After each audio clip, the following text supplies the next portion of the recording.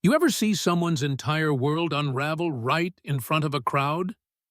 That's exactly what happened in the middle of a marble-floored bank in downtown Manhattan, when the branch manager himself walked in, looked the teller straight in the eye, and fired her for racism. Right there. No warning, no sugarcoating, just raw truth echoing off the walls. I stood frozen, heart pounding, with a dozen customers and staff staring, some out of shock, some out of vindication. For 5 long minutes, everything I'd endured, the humiliation, the suspicion, the anger, just hung in the air for all to see. I guess I should start at the beginning, before the bank's polished glass doors became my personal battlefield. My name's Maya Turner, and I'm the CEO of Turner Financial Partners. Most days, I walk around this city invisible and powerful at the same time, a black woman with a reputation, but not a face most people know. I had on my favorite fitted black tee, dark jeans, a sharp tan jacket thrown over my shoulders, and a leather purse I bought myself after closing my first $1 million deal. It was one of those early afternoons in September where the sun makes even Wall Street look gentle. I wasn't nervous. I'd been banking at First Meridian for years, always in the VIP business suite, always treated with courtesy. Or so I thought. The lobby was bustling, but the business lounge, with its frosted doors and muted carpet, was almost empty. That's where I met her, Nicole Carter. She couldn't have been more than 33, icy blonde hair in a neat bun, name tag gleaming, and eyes that ran up and down my outfit in a single, practiced sweep. She didn't smile, just watched me, measuring, like she was looking for a reason not to trust me. I set my purse on the counter, gave her a polite nod, and started what should have been the world's simplest transaction. "Afternoon. I'd like to deposit some cash into my company's account," I said, laying a stack of bills on the tray. She narrowed her eyes at the money, then at me. "This area's for the bank's VIP clients," she shot back. Chin lifted. Voice clipped. I didn't blink. "I am a VIP client.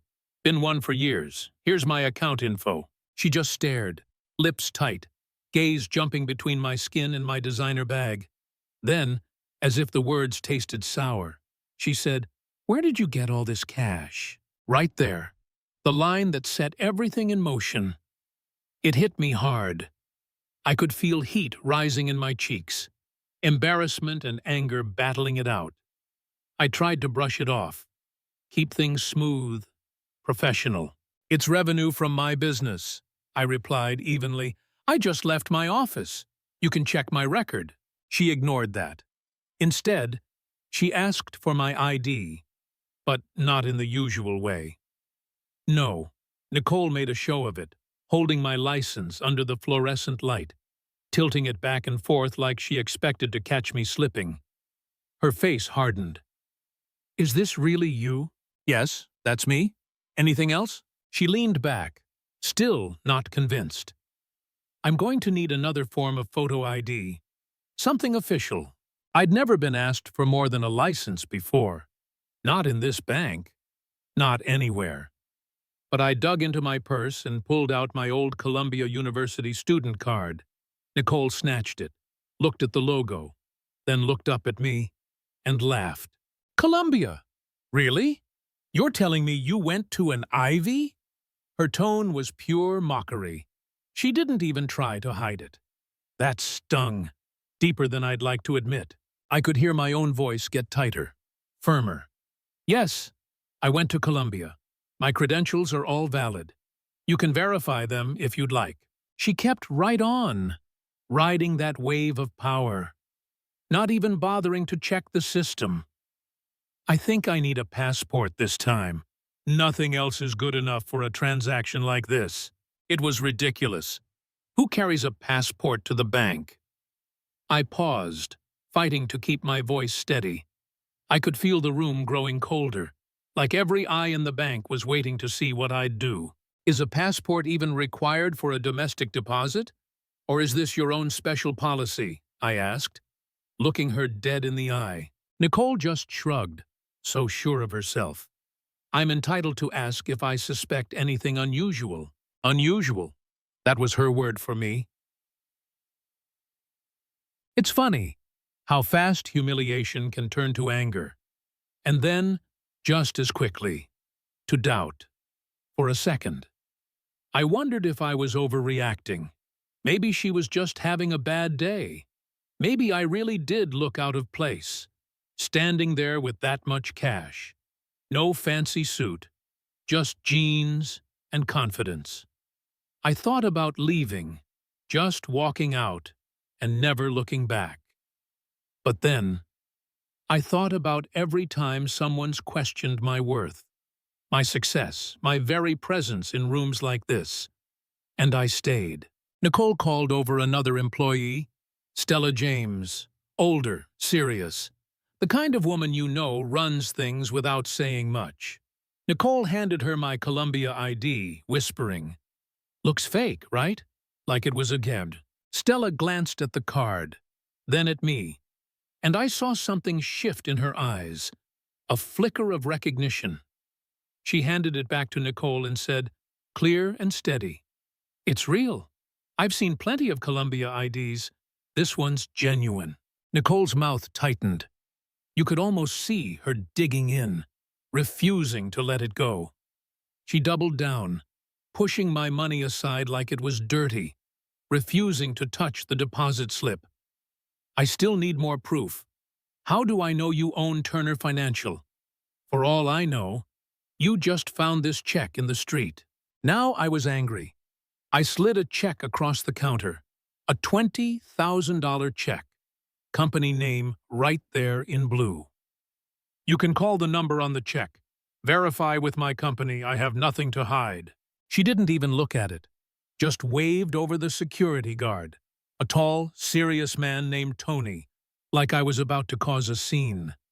She told him, loud enough for everyone to hear, "This customer is trying to commit fraud. I need her removed." Tony hesitated, looking between us, obviously uncomfortable. I could see him trying to figure out who he was supposed to protect, the teller with the badge, or the woman who was calm and quietly furious. I spoke to him directly, voice low but clear. "Everything here is legitimate. If the bank wants to verify, I'm happy to cooperate. I just want my transaction processed." Tony nodded, quietly asking Nicole if she wanted to make a verification call. Nicole glared at him, then, with a huff, dialed the number on the check. The whole bank seemed to hold its breath as the phone rang, and then my phone vibrated in my pocket.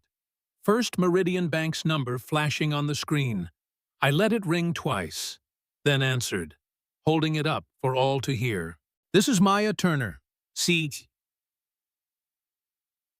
of Turner Financial Partners. How can I help you?" You could have heard a pin drop. Nicole's face went ghost white, her mouth open, the realization hitting her like a freight train. The other tellers stopped what they were doing. Customers turned, some outright staring, some whispering. Nicole tried to stammer out something, anything, but the words just died in her throat. At that exact moment, the branch manager, Samuel Grant, came striding out of his office. All business, all eyes. He looked at Nicole, at Tony, at me. "Someone want to tell me what's going on here?" Tony filled him in, quick and straight. How Nicole had questioned every piece of my ID, refused to verify my check, called me a fraud, tried to have me thrown out. Samuel listened, face growing more and more grim with every detail. Then he turned to Nicole. "I've told you before, Nicole, we treat every client with respect, regardless of what they look like. I can't believe you'd act this way toward one of our most valued clients. And, frankly, one of the most respected business owners in this city. Nicole tried to interrupt, to explain, but Samuel cut her off, his voice suddenly sharp, echoing through the entire room. Enough! I've received complaints before, but this is the last straw.